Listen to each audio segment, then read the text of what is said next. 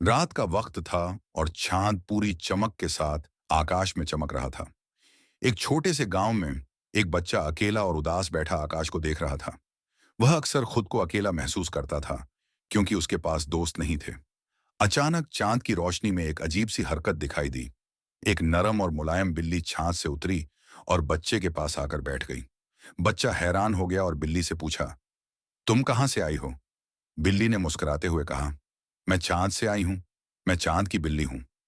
बच्चा खुश हो गया और बिल्ली से पूछा, क्या तुम मेरी दोस्त बनोगी?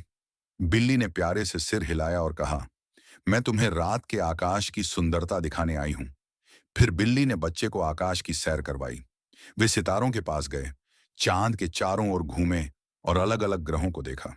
बिल्ली ने बच्चे को बताया कि हर रात आकाश में कितनी अद्भुत चीजें होती हैं, लेकिन हम उन्हें देख नहीं पाते।